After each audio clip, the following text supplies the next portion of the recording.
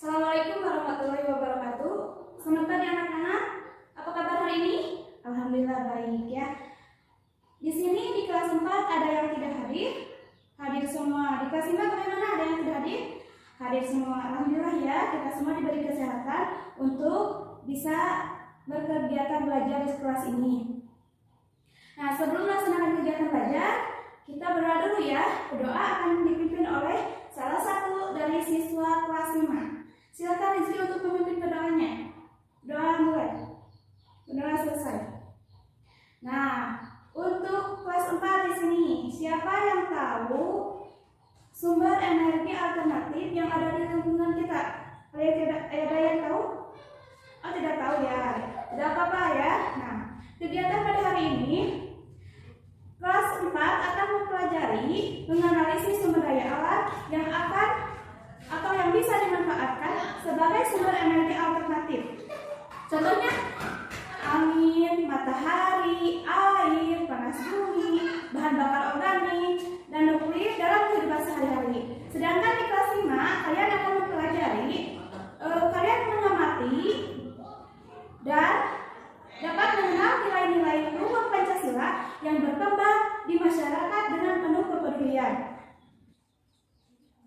Untuk pembelajaran selanjutnya, Ibu akan memberikan tugas kepada kelas 5 ya, yaitu membaca teks yang berjudul Peristiwa Lahirnya Pancasila. Kemudian setelah kalian membacanya, kemudian ditulis kembali atau diceritakan kembali sesuai dengan bahasa dan pemahaman kalian sendiri. Tidak boleh menggunakan bahasa atau pemahaman orang lain. Setelah diceritakan menggunakan dengan tulisan kalian, nah nanti Ibu akan meminta kalian untuk menukarkan hasil cerita yang telah kalian tulis dengan teman sebangku kalian. Nah, nanti akan dibacakan di depan teman-teman kalian secara bergantian. Nah, untuk tugas sekarang Ibu akan memberikan pembelajaran kepada kelas 4 ya. Nah, kelas 4 di sini ada yang tahu tidak alternatif itu apa? Nah, alternatif itu adalah pengganti ya.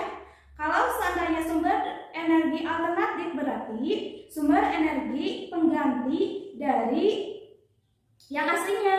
Nah, sumber energi alternatif yang ada di sekitar kita itu apa saja? Yang pertama matahari, yang kedua angin, 3 gelombang laut, yang kelima biogas dan sebagainya ya. Nah, sumber energi alternatif tersebut yang telah Ibu paparkan tersebut ya.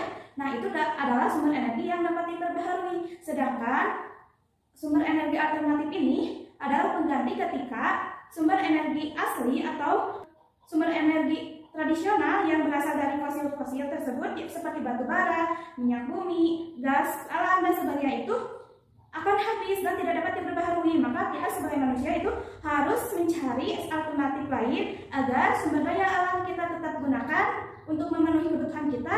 Nah, tidak habis ya. Makanya kita itu harus mengembangkan sumber energi alternatif yang ada di sekitar kita ya, harus memanfaatkannya. Nah, Ibu akan memberikan tugas untuk kelas 4 yaitu membaca teks tentang pemanfaatan sumber daya alam yang dapat dimanfaatkan sebagai sumber energi alternatif dalam kehidupan sehari-hari ya. Nah, setelah kalian membaca teks, kalian akan mengamati gambar-gambar yang ada di buku siswa kalian ya. Nah, untuk diamati sumber daya alam apa saja sih yang dapat dikembangkan dan dimanfaatkan sebagai sumber energi alternatif dalam kehidupan sehari-hari. Nah, setelah itu kalian akan menjawab pertanyaan atau lembar kerja siswa ya, seperti ini, tentang jenis sumber daya alam yang dapat dimanfaatkan sebagai energi alternatif untuk memenuhi kehidupan sehari-hari kita dan yang dapat mempengaruhi keseimbangan lingkungan. Nah, di sini Ibu udah kasih tugas ya yang harus kalian kerjakan. Setelah kalian mengisi pertanyaan yang telah disediakan oleh Ibu, nah kalian akan mengidentifikasi kegiatan-kegiatan masyarakat yang dapat mempengaruhi keseimbangan lingkungan. Nah, setelah itu kalian harus mengumpulkan hasil pekerjaan kalian seperti ini ya. Soal ini, apa saja sih kegiatan-kegiatan di sekitar kita yang dapat mempengaruhi keseimbangan tersebut. Nah, untuk kelas 5 bagaimana, selesai belum atau mengerjakannya? Tugas yang Ibu sampaikan tadi? Oh, udah selesai, alhamdulillah ya. Nah, untuk kelas 5 Ada yang mau memaparkan hasil yang telah kalian tulis? Bagaimana, Rizky? Ya, bagaimana teman-teman yang lain yang mau menanggapi? Oh, tidak ya. Ya, betul sekali ya. Jadi peristiwa lahirnya Pancasila itu sangat penting bagi pemerintah atau masyarakat Indonesia ya.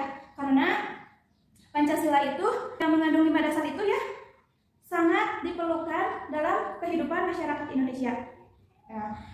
Terus Pancasila itu kan terdapat 5 dasar ya. Yang pertama ketuhanan yang Maha Esa. Yang kedua kemanusiaan yang adil dan beradab. Yang ketiga persatuan Indonesia. Yang keempat kerakyatan yang dipimpin oleh hikmat kebijaksanaan dalam permusyawaratan perwakilan. Dan yang kelima keadilan sosial bagi seluruh rakyat Indonesia. Jadi sangat diperlukan ya. Nah, sedangkan dari istilah Pancasila itu telah dikenal sejak zaman Majapahit ya, yaitu terdapat pada kitab Negara Kertagama karangan Empu Prapanca yang kitab suta sama karangan Empu Tantitular ya.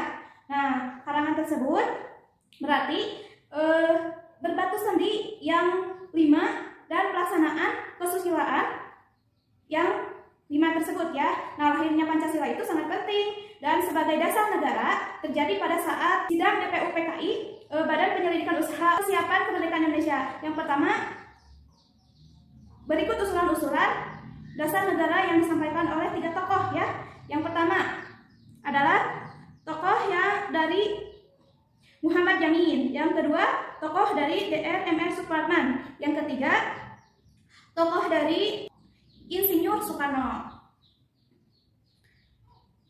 Nah, sebetulnya itu 5 dasar itu harus tidak hanya untuk kita ingat, tidak hanya untuk kita butuhkan saja, tetapi kita harus mengamalkannya dalam kehidupan sehari-hari. Nah, Ibu akan memberikan tugas, yaitu, namun Ibu akan membentuk dulu kelompok ya. Setiap kelompok terdiri dari 4 orang ya, untuk mendiskusikan dan menjawab pertanyaan yang berkaitan dengan kegiatan gotong royong. Nah,